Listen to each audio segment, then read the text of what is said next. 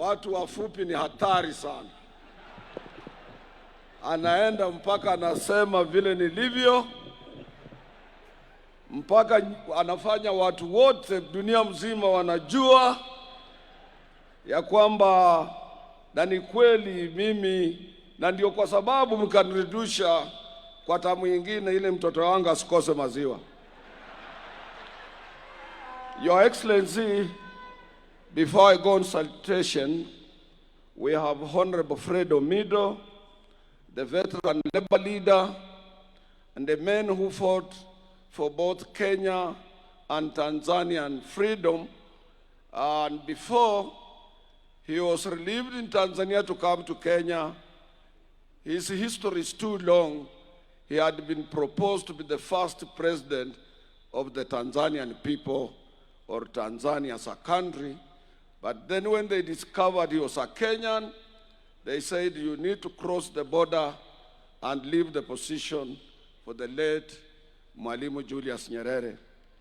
He fought alongside with so many veterans in this country to make us to be where we are today. Ningelipendelea kama Fred yuko karibu acha salamie His Excellency the President. Fred has been a veteran labor leader. Fred has been a member of parliament for Makadara. He was also a councillor in Nairobi and is a man of history. He is the only veteran still living amongst others like the late Clement Lubembe, whom Reverend didn't mention. Clement Lubembe came from this place as well. We had so many labor leaders from here. We had Otenyo, the founder member of the Kenya Railway Workers Union. He came from this place as well, and so many others. Fred was our mentor. We emulated him, and Fred, we always pray for you to be still around. He's on our pension list. Yeah, sema tu jambo.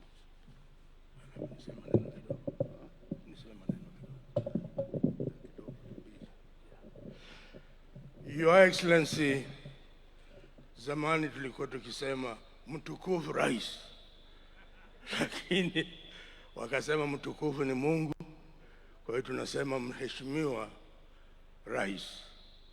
Ni furaha yangu kuwa pamoja na wewe siku hii ya leo.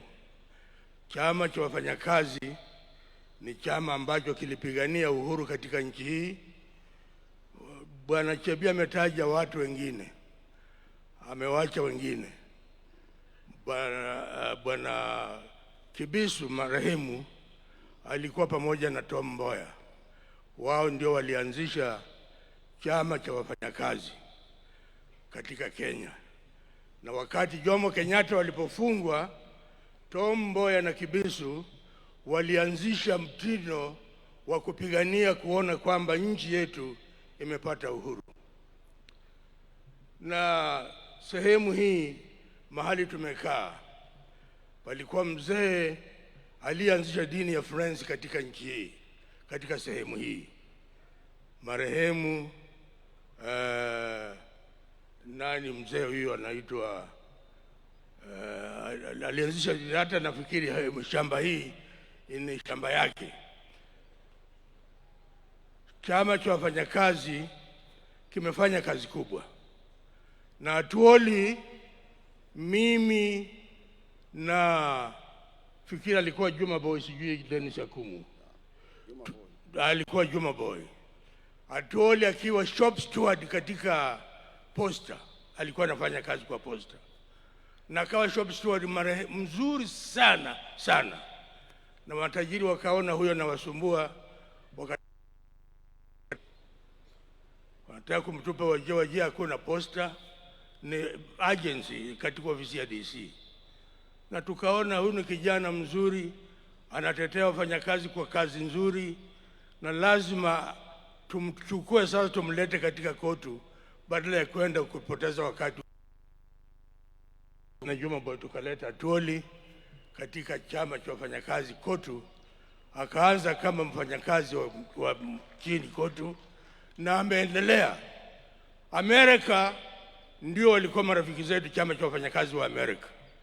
Na kulikuwa na mzee mmoja huko alikuwa anaitwa George Mini, mzee sana, na wafanya kazi wa Amerika walimshika wakazingatia.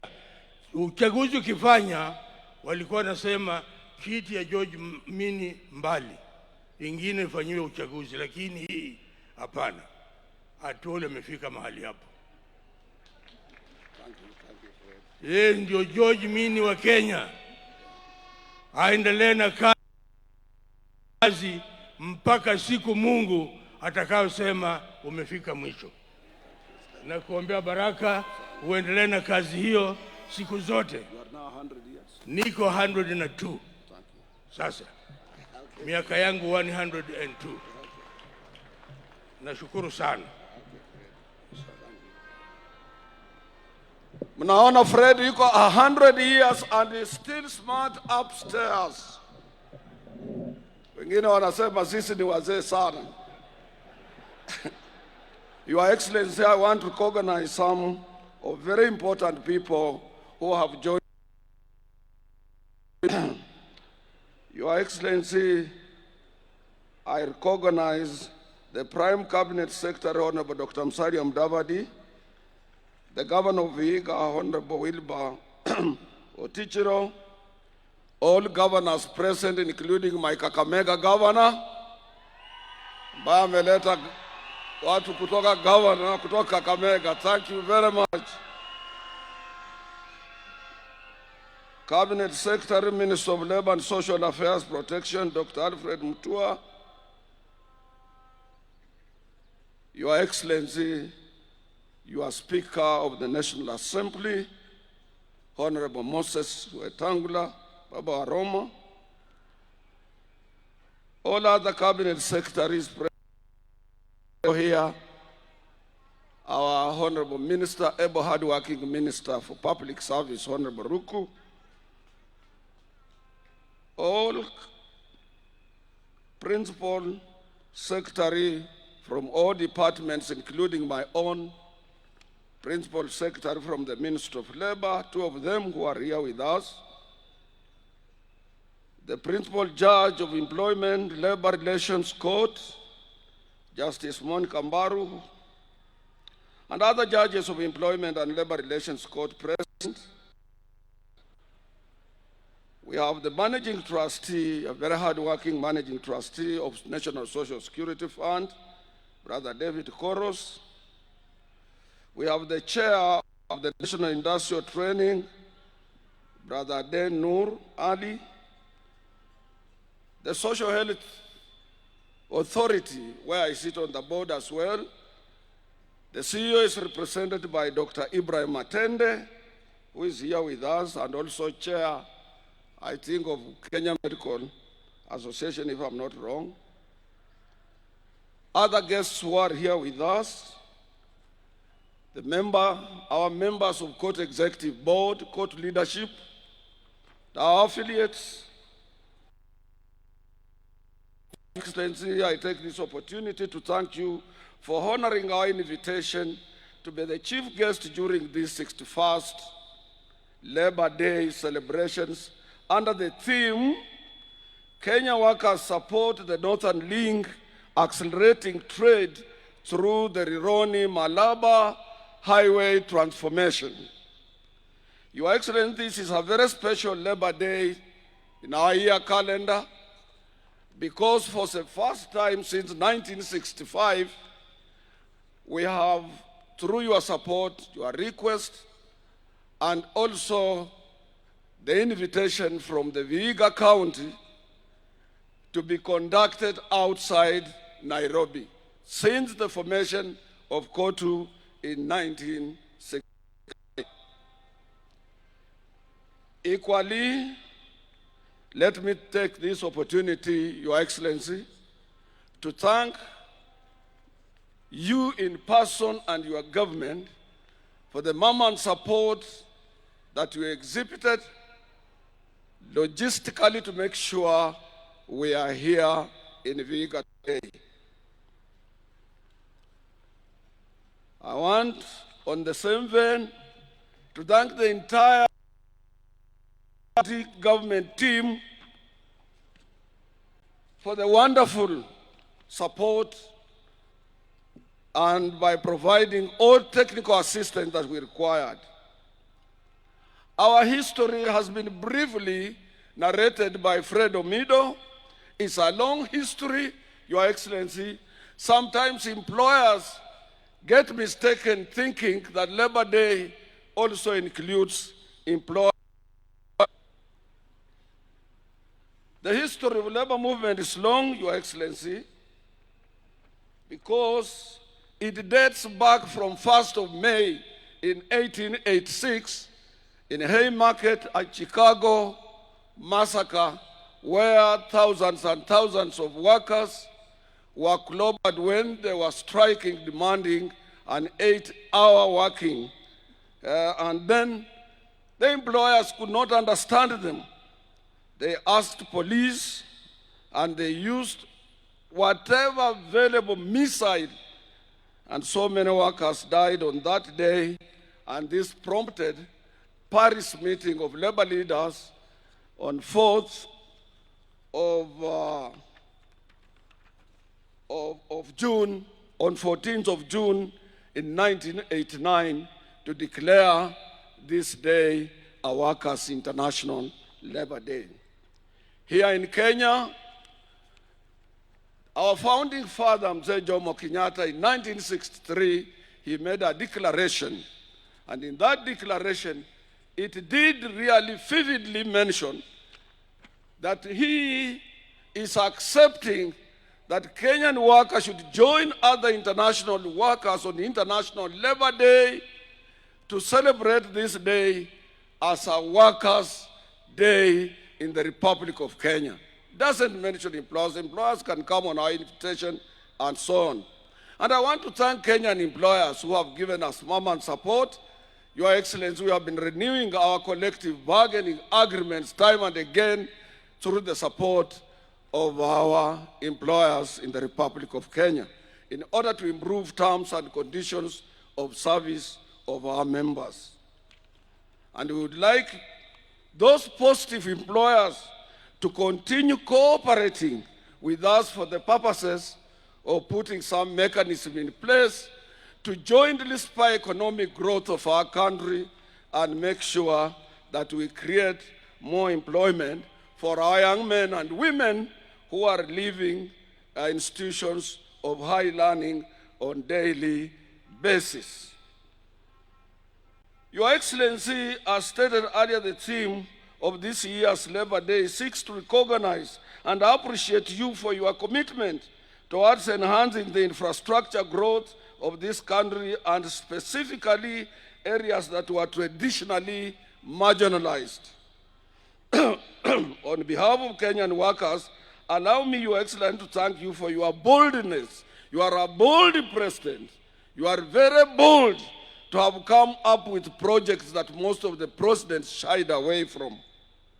One, Your Excellency, is affordable housing, which has changed the face of the Republic of Kenya. You go everywhere, you land in Kisumu, it's unimaginable. The other one is the one that you have embarked on to make sure that from Rironi up to Malaba, and as you have been requested, it will be so good also to have a railway station at Luanda, and we support that. That will be a wonderful project on the SGR side and on the new express highway that you are now working on from Rironi to Malaba. Your Excellency, lastly, we ask you, you know you are in the process of coming up with National Economic and Social Council, and on this council, workers used to be represented. When finally it is in place, let court be represented.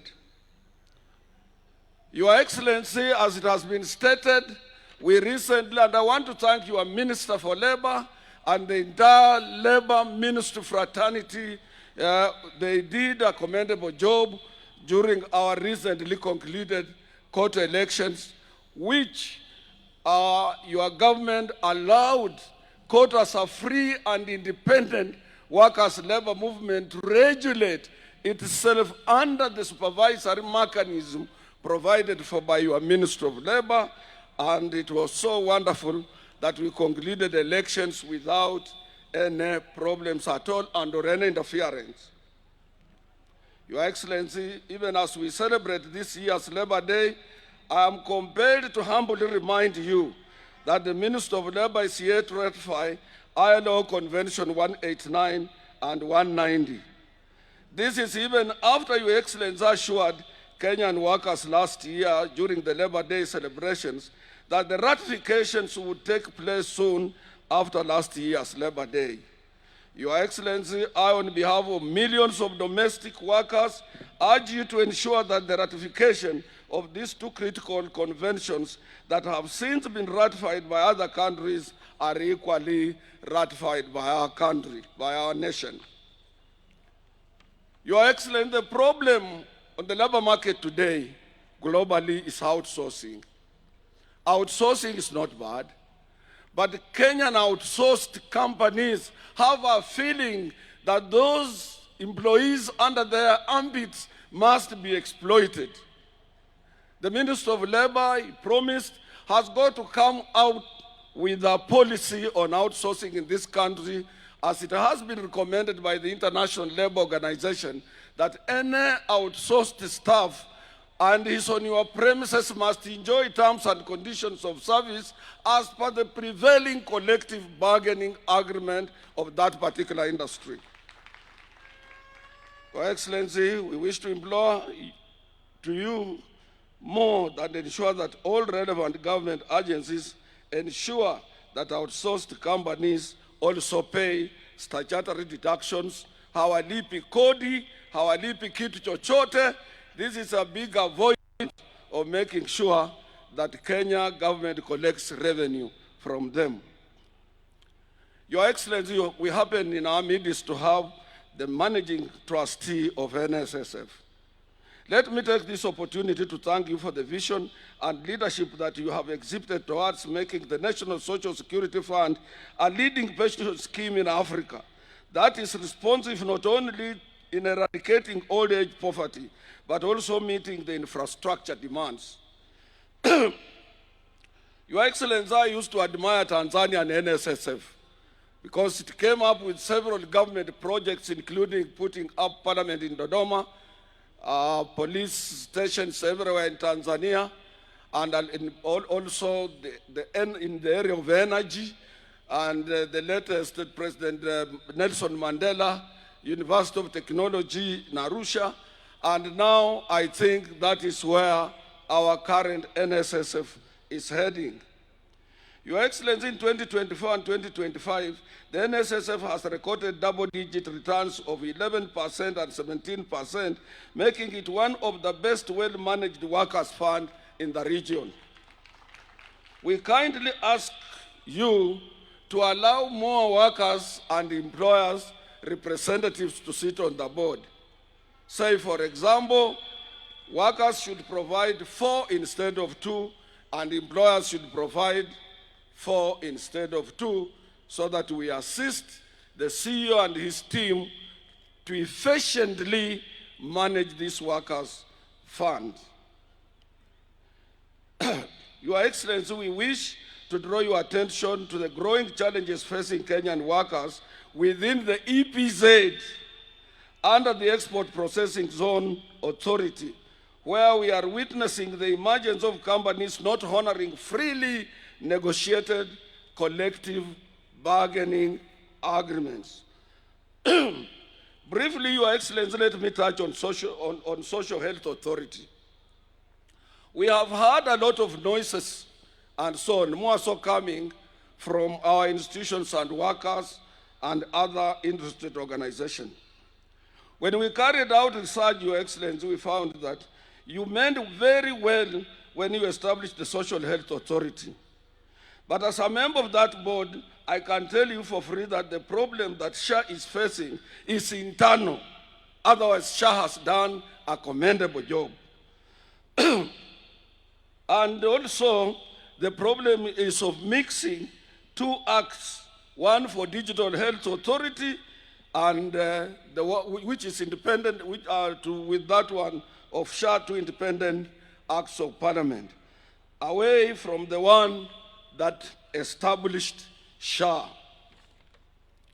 As I'm talking to you, Your Excellency, SHA does not administer the information communication system under Taifa Care platform, which is supposed to monitor the entire expenditure of SHA, and also if SHA is given full administrative of that particular platform, other than this being worked out by the DHA, that will be the end of conflicts between the insured organizations and service providers. You can look at that. Meanwhile, those are administrative issues. I have talked to the minister concerned, and I think if they are looked into, that SHA have a platform, controls the information and monitors the expenditure, both income and expenditure of contributions, which about 90% comes from workers, there will be no more problems.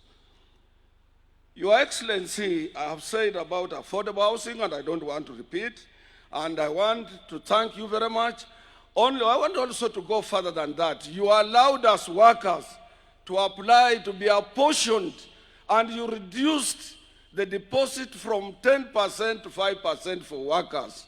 Let these workers be part as owners, because they are contributors of this beautiful, magnificent, affordable houses throughout the Republic. Your Excellency, I don't want to labor too much on that. That's a subject we have discussed with you and you are aware. Your Excellency, as Kenyan workers, we are deeply appreciative of the move by your government also to build, as I've said, an SGR. But we want to appeal to you. We have a young man elected by railway workers called Eric Tirop. He wants to renew the CBA, which is stalled since 2014. And that will energize workers in that sector and have an opportunity to enjoy terms and conditions of service like any other workers. You have done very well in sugar reforms, and I want to thank you for that. And the General Secretary was here, Brother Wangara. You have done a good job in sugar reforms and all those factories around. The only problem is that some have reduced workers' salaries by 40% against the ILO Convention on Wages and Protection, and also on issues related to equal work of equal value. And that one I know you will advise accordingly, and you will allow the union concerned to sit with the management and work out on that. Lastly, second last, Your Excellency, I don't want to belabor too much, because most of the things are things you know very well. We as workers, we are very much concerned about the ongoing political rallies in this republic, as if elections are there next week. We urge the IEBC to put a stop to this menace and ask Kenyans to wait until IEBC releases the campaign calendar for our next year's elections. What we are trying to do now, inciting Kenyans, telling Kenyans things that are not really, this means that, Your Excellency, even if elections will be carried out, and whoever wins fairly with this polarization might cause a problem into our country if we can't put this on a stop. In any country where we have political turmoil or strife, it is workers, women, and children who suffer because they can't fly out. These self-proclaimed leaders of the opposition, they will run away. You will not see them here. And they must be tamed. be tamed by law. And this is the work of IEBC and our government to make sure that since we are not in an electioneering period, you are busy developing this country. You are busy everywhere inspecting government projects, and some people are trying to mar the good work that you are doing. I am passionate about this request, Your Excellency, because if anything happens, it is us. When this ship sinks, it will sink with everybody. Your Excellency, on behalf of my colleagues, let me thank you for providing some mechanism to spur economic growth of our country. Kenyans did not believe that you can stabilize our economy with signs of construction work across the country that we have witnessed, and improvement in infrastructure and what we are seeing. They didn't. Kenyans could not believe that you could lower down the prices of fertilizer. While inflation remains low at 4.40%, the consumer price index in the country has risen to 150.0 points. I want to come to that one later, because that will be the last thing. I've already little bit touched on the economic performance of our nation, steered by yourself. You are the patron, you are custodian of economic growth and economic performance, economic protection, and economic changes that we are witnessing. Vandu befe mulembe ndienye okhwikhala asia neshichire ndingo kandakhabola kana makhuwa kabakholi bemirimo shikali kariyo shichire ndingo khandi ndo omusakhulu we area ino ndienye babolere kobatieri abemirisi benyu bali imberi ino khandi isayi nabandu bashirebanga injira inakhulonde khoyire hale muuliranga khuli nende abandu ababofu bashirebanga nikhutsiehe ndienye khubabolera wamunyala okhutililira nomurundi kuliya abana befe aba banyala khurechera amarechero kabwe omurundu kuliha nomwana womurundu uno shalehale tawe norulano nobiraka busabeti nuule uwe khunyala khutsia shiro khubukula omurundu kwokhuruka eshialo shino khumulonda khuwo mulaba siru mulaba shanzi sana.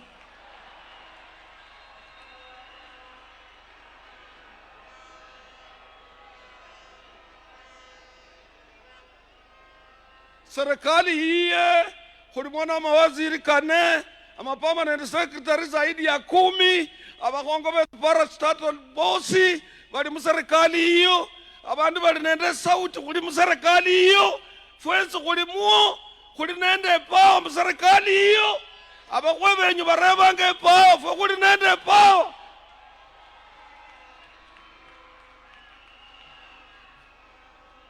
Manyekho Tutam! Tutam! Tutam! Tutam! Omuli yabola eshomikani winyala ni sheshishyo eshefu nje shino. Your Excellency, I have finished. I want now kindly to invite the minister. And as I had painted out the picture that the economy has done very well, I know you have something for us this year and next year. And these workers, all of them who went through here, they were indicating to you that this region and workers' constituents in the Republic of Country are Tutam. May God bless you, Your Excellency.